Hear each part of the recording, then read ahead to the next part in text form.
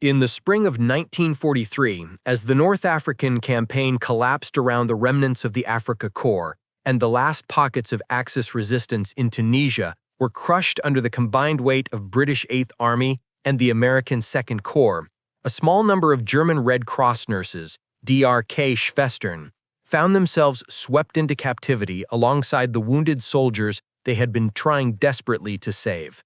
They had followed the Wehrmacht field hospitals from Libya to Tunisia, enduring sandstorms, shortages, and constant air raids, and they expected their journey into American hands to be harsh, if not brutal.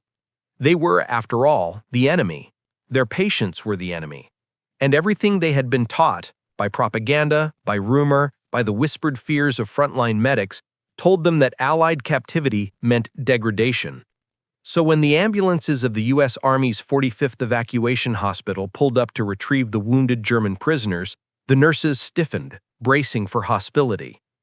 American MPs checked their uniforms, their Red Cross armbands, their identification, and then calmly waved them aboard. No shouting, no threats, no retribution. Just a simple, almost business-like efficiency.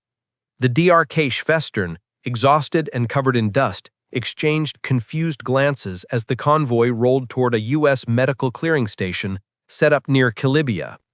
What they saw next stunned them. Rows of white tents, orderly and clean, canvas cots aligned with mathematical precision, buckets of sterilizing solution at the entrance, and American medics treating German, Italian, and Allied wounded under the same roof. No segregation except for preventing tensions, no refusal of care, no triage lines based on nationality. A surgeon barked orders to a nurse, and the translation, intended for the German prisoners, was calm and respectful. One DRK nurse whispered to another, "They treat ours like their own." It was the first crack in a worldview shaped by years of war. When the wounded were stabilized and ready for evacuation, the nurses accompanied them, first to Bizerte, then by hospital ship across the Atlantic. Their journey aboard U.S. medical vessels, far cleaner and better supplied than anything the Wehrmacht had fielded since 1941, exposed them to a medical system fundamentally different from their own.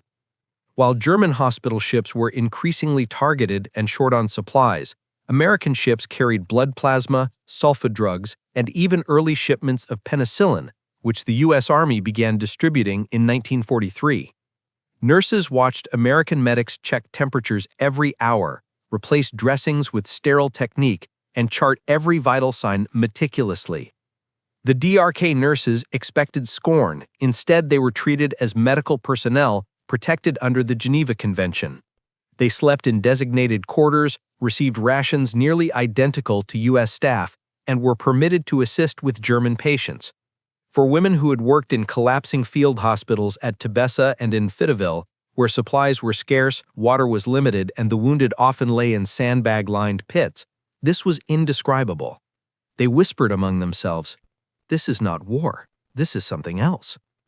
When the ship reached Norfolk or Boston, the captured wounded were transported to long-term POW medical facilities. The nurses, still wearing their DRK badges, were sent to Camp Opelika, Alabama, or to hospitals like Glennan General Hospital in New Mexico, where large numbers of German wounded were treated. What awaited them there was beyond anything they had imagined. Full hospital wards staffed with American doctors trained in the newest battlefield techniques, sterilized surgical suites, X-ray machines running around the clock, and laboratories capable of processing cultures and performing blood work. Inside Glennan General Hospital, the DRK Schwestern found that their patients, men who had collapsed on Tunisian sand with gangrenous wounds or shrapnel embedded deep in muscle, were placed on clean sheets, given regular morphine doses according to pain charts, and assigned dietary plans by nutritionists. They were shocked to see penicillin administered to German POWs before it was widely available even to many German frontline units. The triage system astonished them most. Americans used a standardized method designed to save the greatest number of lives, prioritizing based on severity rather than nationality. For nurses who had watched Wehrmacht doctors forced to ration every ampule of morphine, every strip of bandage, every antiseptic tablet, especially on the Eastern Front where shortages were catastrophic. The abundance was surreal. At Camp Opelika, German POWs undergoing surgery received blood plasma even when American supplies were strained. At Glennan General Hospital, infected wounds were treated with irrigation protocols and sulfa drugs that German doctors often lacked after 1942 due to Allied bombing of chemical plants. From the moment the DRK Schwestern stepped into the main wards of the 45th Evacuation Hospital and later into the pristine corridors of Glennan General Hospital, they entered a world of medicine so far beyond the exhausted and resource-starved systems of the Wehrmacht that many of them genuinely believed they were witnessing a different century. The contrast was not subtle, it was overwhelming. In North Africa, they had treated septic wounds with boiled water when antiseptics ran out. They had reused dressings because convoys carrying medical supplies never reached their forward stations. They had watched gangrene spread simply because they had no sulfonamides left. Yet here, in an enemy hospital thousands of miles from home, they saw American orderlies carrying trays of sulfa powder, sterile bandages, morphine syrettes, plasma bottles, and antibiotics as if such supplies were inexhaustible. For the DRK nurses, the greatest shock came when they witnessed something they had never seen in their own wartime hospitals: penicillin. The U.S. Army began distributing penicillin to frontline and stateside hospitals in 1943, first in limited quantities, and then rapidly expanding throughout 1944. German forces, on the other hand, had no access to mass-produced penicillin. The Reich never achieved large-scale production and relied mostly on older sulfonamides. To the German nurses, penicillin might as well have been a miracle drug. They watched American doctors inject it into POWs, men who, under German care, would have died of sepsis. They watched fevers break, infections shrink, and amputations become unnecessary.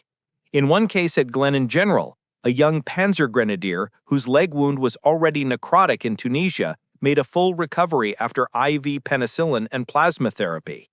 A DRK nurse wrote later in a letter that, "We believed he had no chance. In America, they saved him as though it were simple." Then came the blood and plasma shock. The Wehrmacht had competent surgeons, brave nurses, and well-organized medical battalions, but what it lacked, especially after 1942, was blood. Allied bombing crippled chemical and medical production, and Eastern Front supply lines were so overloaded with ammunition and fuel that refrigerated blood shipments were a luxury.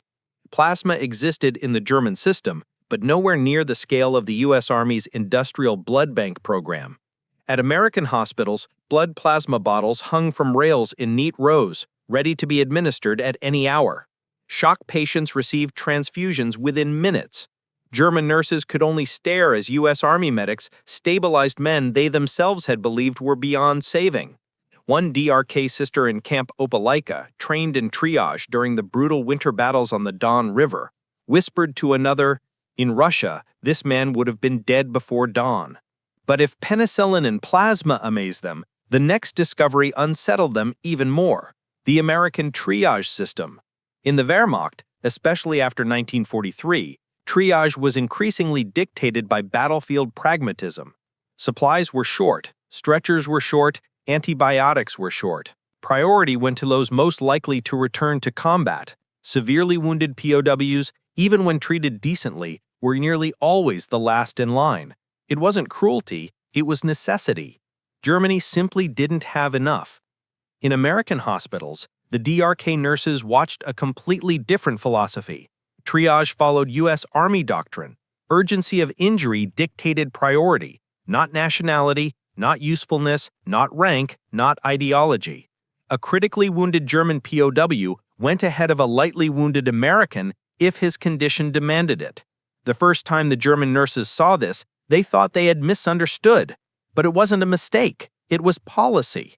At the 45th Evacuation Hospital, a German corporal with a sucking chest wound was taken into surgery ahead of 2 American infantrymen whose injuries were less serious. The American soldiers voiced no complaint. The medical staff didn't hesitate. The doctors didn't even blink. They simply followed protocol. For DRK nurses who came from a system strained to breaking, where decisions were brutal and resources rationed, this was almost incomprehensible.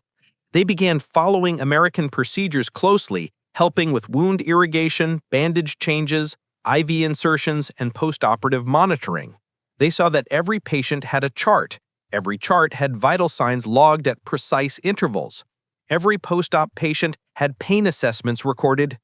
In Tunisia, they had worked under canvas tents where dust blew into open wounds and where surgeons sometimes had to operate under lantern light. In America, surgical suites were fully equipped, well-lit, climate-controlled, and sterilized constantly. They were also stunned by the amount of staff. American hospitals had dedicated anesthesiologists, laboratory technicians, X-ray operators, dietitians, physical therapists, and entire nursing teams. The Wehrmacht's frontline hospitals, especially late in the war, often relied on a handful of exhausted doctors supported by whatever nurses had survived the retreats. Perhaps the moment that most crystallized the DRK nurses' shock came at Glennan General when an American head nurse explained, matter-of-factly, that every POW, German or otherwise, was entitled to the same standard of care as an American soldier, as mandated by the Geneva Convention and enforced by the War Department. It wasn't a courtesy, it wasn't an act of generosity, it was the rule. For the German nurses, raised in a wartime system collapsing under shortages and ideology, the clarity and neutrality of American medical policy felt almost unreal. They found themselves questioning what they had accepted as normal for years, improvising supplies, rationing painkillers, prioritizing soldiers based on combat value, and losing patients who might have survived had they received the kind of treatment now unfolding before their eyes. The shock grew deeper each day, and in the weeks ahead, as they accompanied patients through recovery, physical therapy, and long-term rehabilitation in the POW wards of Glennan General and Camp Opelika, the DRK Schwestern would come to a painful realization. America was not only treating wounded Germans as well as its own, it was treating them better than Germany could treat its own wounded in the final years of the war. When the DRK Schwestern were finally settled into their long-term assignments at Camp Opelika in Alabama and Glennan General Hospital in New Mexico, they felt as if they had stepped into another universe, one where the rules of wartime medicine had been rewritten, or perhaps erased entirely. For women who had served in the makeshift surgical huts of Tunisia, in bomb-shaken field stations outside Enfidaville, or in the primitive frontline hospitals supporting the 10th Panzer Division, the American facilities seemed unreal. The first shock was simply space and cleanliness. Camp Opelika's POW hospital had wide, brightly lit wards, polished floors, running water that was always hot, and windows that closed properly, luxuries few theaters of war could sustain. Glennan General went even further. Tiled surgical theaters, steam sterilizers running non-stop, full dental suites, and recovery rooms arranged with nearly mathematical precision. German nurses used to triaging patients under shell fire now watched American orderlies mop floors twice a day and replace linens every morning. One DRK Schwestern later wrote, "I felt as though I had entered a civilian hospital before the war, except we were all prisoners." But the deeper shock was the standard of care provided to POWs, which exceeded even what most Wehrmacht soldiers experienced in 1944 to 45. At Camp Opelika, German wounded were issued clean pajamas, blankets softer than anything the Eastern Front had ever offered. They received 3 full meals a day based on U.S. Army ration standards: meat, potatoes, vegetables, milk, and additional nutritional supplements for patients recovering from major surgery. In Germany, by late 1944, even hospitals in cities like Munich and Dresden struggled to feed their own wounded adequately. Food shortages were so severe that many convalescent soldiers discharged from Wehrmacht hospitals suffered malnutrition. The DRK nurses could only watch, stunned, as American cooks delivered fresh trays of hot food to men wearing German dog tags. Medical routines followed strict schedules. Dressings were changed twice daily. Infections that had raged in North Africa were aggressively treated with penicillin and sulfa drugs. Patients who would have been amputees in Tunisia now regained full mobility thanks to early American physical therapy techniques. Glennan General even offered rehabilitation wards, something unheard of in most Wehrmacht hospitals after 1943, due to shortages in staff, equipment, and time. A DRK sister who had worked in a casualty clearing station outside Kharkov whispered to another nurse, "Our men at home never saw care like this." The Germans were also stunned by the consistency of American standards. Every wound was charted. Vital signs were logged with clockwork regularity. The hospitals used a color-coded triage tag system, ensuring no patient, American or German, slipped through the cracks. When a newly arrived POW transport from Tennessee brought in several badly burned Panzer Grenadiers, the American staff immediately created individualized treatment plans, complete with diet sheets, pain management schedules, and recovery projections. The DRK Schwestern stood silently as American nurses prepared hydrotherapy baths and applied silver sulfadiazine to wounds, treatments that were rare luxuries in the collapsing medical infrastructure of Germany. It was not only medicine that shocked them. It was the lack of hostility. American Army Nurse Corps personnel treated German nurses professionally, sometimes even warmly. They offered training on new equipment, invited DRK sisters to observe surgeries, and explained innovations such as sterile glove techniques, suction apparatus, and post-operative monitoring. In one recorded case at Glennan General, an American head nurse shared her personal stethoscope with a German Red Cross nurse because she needs to hear for herself how the lungs sound after penicillin does its work. The DRK nurses could hardly process this. They had been taught that Allied soldiers, especially Americans, would treat Germans with contempt. Instead, they were being included, cautiously, of course, as prisoners, but seen as fellow medical professionals. The culture shock deepened when they learned that American surgeons were rotating through stateside hospitals after frontline duty in Italy or France, meaning the doctors treating German POWs had just treated American wounded days earlier, and yet their professionalism never faltered. Nothing illustrated this more clearly than the post-operative wards. At Opelika, German amputees were fitted with temporary prosthetics and assigned physical therapists who spent hours helping them walk again. In 1944 Germany, many amputees were discharged with crude wooden limbs or no prosthetics at all because factories had been bombed or raw materials were gone. At Glennan General, men with shattered limbs received orthopedic surgeries impossible in beleaguered Wehrmacht hospitals. One moment haunted many DRK nurses forever. A badly injured German lieutenant, shot through the abdomen, septic, and barely conscious, was wheeled into surgery. The American team worked for hours. When the operation ended, the chief surgeon told the nurse beside him, "He's stable. We're not losing him today." A DRK Schwestern who overheard burst into tears. In Wehrmacht frontline hospitals, an enemy officer would never have received hours of surgery from the best staff on duty. As weeks passed, the German nurses realized an almost painful thing. American hospitals treated their wounded with a level of resources, structure, and compassion that Germany could no longer provide even for its own soldiers. They saw a medical system operating far from the front, backed by industry, logistics, and training programs untouched by bombing or shortages. They saw a system designed not to survive war, but to master it. And they began to understand that the care Germany could give its own men, especially on the Eastern Front, had already degraded beyond recovery. What they witnessed next would deepen that realization into something heavier, not just a difference in resources, but a difference in philosophy, a difference in what medicine meant during war, a difference in how an army viewed human life, even the life of its enemies. What most unsettled the DRK Schwestern during their months inside Camp Opelika and Glennan General Hospital was not the abundance of supplies, or the modern treatments, or even the miracle of penicillin.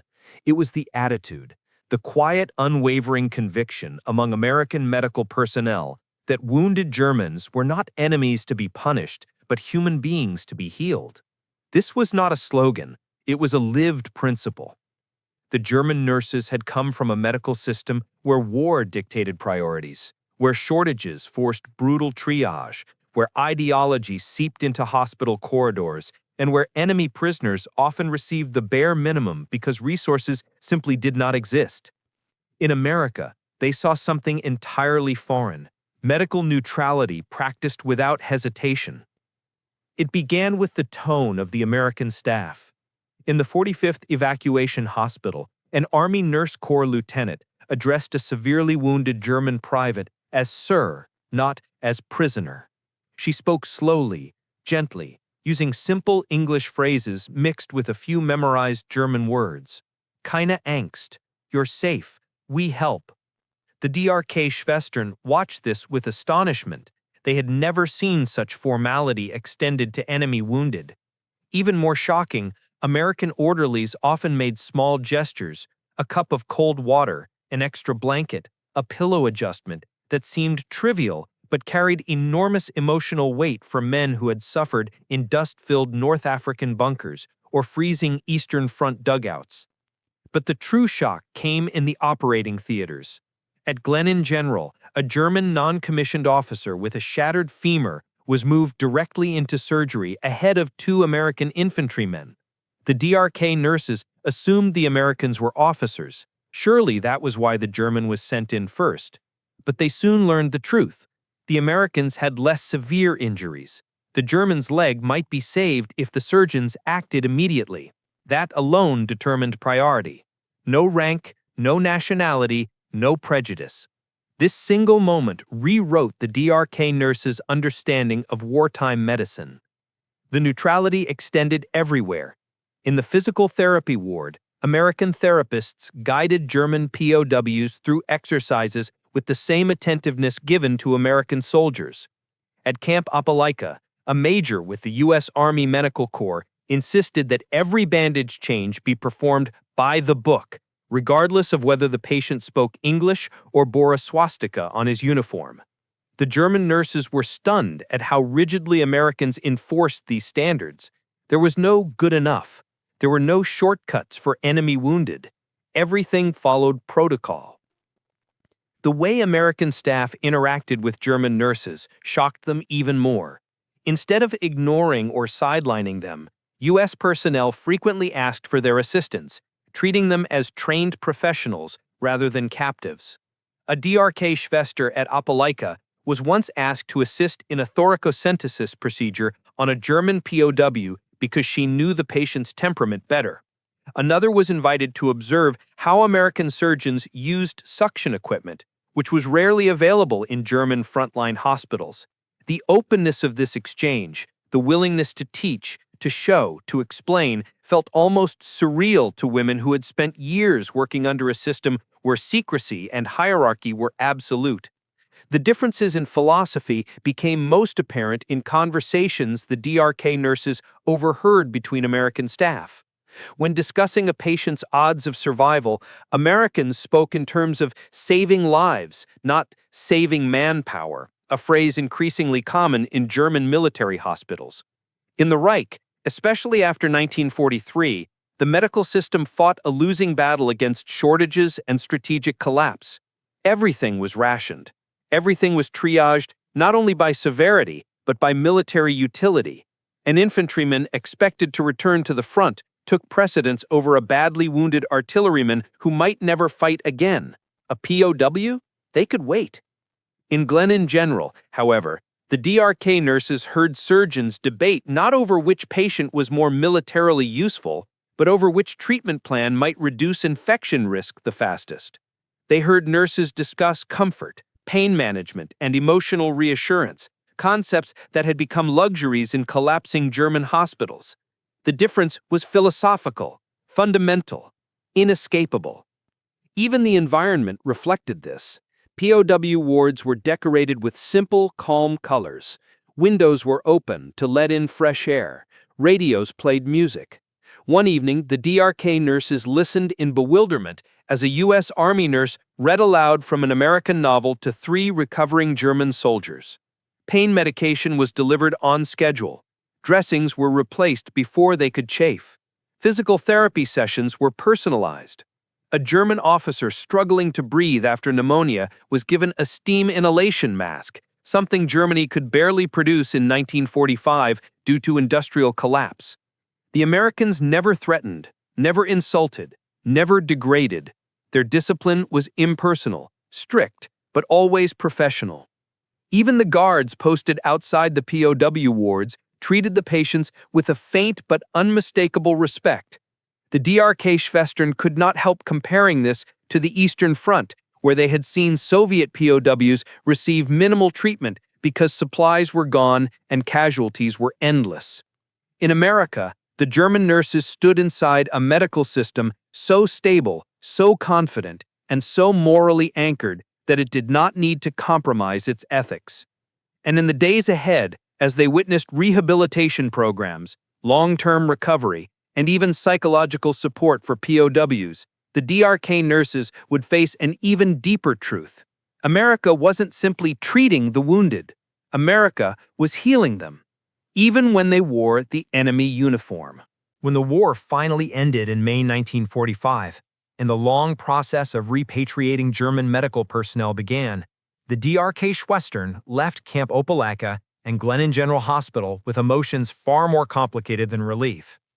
They were returning to their homeland, to the families they had not seen in years, to the cities where they had trained before the war. Yet a sense of dread followed them home, not because they feared Allied mistreatment, but because they already suspected the truth. Germany was not the country they had left behind, and the contrast between what they had seen in American hospitals and what awaited them in the shattered Reich would be almost unbearable. The journey back to Europe was slow. Some nurses were transported across the Atlantic on hospital ships repurposed for repatriation, others by troop ships escorted by Allied destroyers. Along the way, they cared for German repatriates, many of whom had spent months or years as POWs. These men told stories of starvation on the Eastern Front, of collapsing medical care, of cities turned to rubble, of hospitals without heat, electricity, or supplies. The DRK Schwestern already knew shortages existed. They had witnessed them in Tunisia and during retreats in Italy. But they were not prepared for the scale of devastation they were about to see. When the ships docked in Bremerhaven or Cuxhaven, the nurses stepped off into landscapes so ruined they seemed unreal. Bombed-out train stations, cratered streets, lines of civilians waiting for bread, children in patched clothes scavenging for coal. Their first thought, the same thought nearly all of them recorded later, was, "Our wounded at home never had a chance." In Dusseldorf, Munich, Hamburg, and Berlin, the returning nurses visited military hospitals or what was left of them. Many facilities existed only as gutted shells. Others operated out of basements or school buildings. The shortages were catastrophic. There was no morphine, no sulfa, no plasma, no sterile dressings. Some hospitals used beds of straw because mattresses had burned during air raids. Surgeons improvised splints from scrap wood. Nurses boiled instruments in soup pots because the autoclaves had been destroyed. It was a level of deprivation that made the memories of American hospitals feel unreal, almost dreamlike. One DRK Schwestern who had worked at Glennan General Hospital described her shock upon seeing a Berlin convalescent ward in late 1945. She said, "There were men with amputations lying on bare boards. The air smelled of infection. I thought of our POWs in America with clean sheets and 3 meals a day, and I felt ashamed." Another wrote in her diary that she had watched American nurses treat septic wounds with antibiotics, while at home, German surgeons were forced to amputate limbs that could have been saved with even basic supplies. The emotional impact went deeper than medical comparison. The DRK nurses realized that the United States, a nation thousands of miles from the battlefield, had built a medical system capable of healing both friend and enemy with the same precision and care. Germany, trapped in total war, had been unable to spare resources even for its own soldiers, let alone POWs. This realization sat heavily on the returning nurses. Many had believed they had served the finest medical system in Europe. Now they understood that even at its peak, Germany had never possessed the industrial capacity, logistical strength, or medical abundance that the Americans demonstrated effortlessly. For months after their return, the DRK Schwestern found themselves speaking quietly about what they had seen. Not in public, Germany was occupied, tensions were high, but among themselves. They talked about the sterile corridors of Glennan General, the sound of American nurses laughing in break rooms, the smell of disinfectant instead of cordite and dust, the steady rhythm of penicillin injections, saving lives that would have been lost in Europe. They remembered American doctors explaining procedures without arrogance, American nurses sharing chocolate with recovering German POWs, and physical therapists coaxing men into walking again with patience that seemed limitless. One nurse confessed years later that she felt a kind of betrayal, not because the Americans had treated her poorly, they hadn't, but because she realized how little Germany had been able to offer its own wounded. She wrote, "Our soldiers died for lack of supplies, not lack of skill, lack of supplies. And in America, even our prisoners received more than our sons at the front ever did."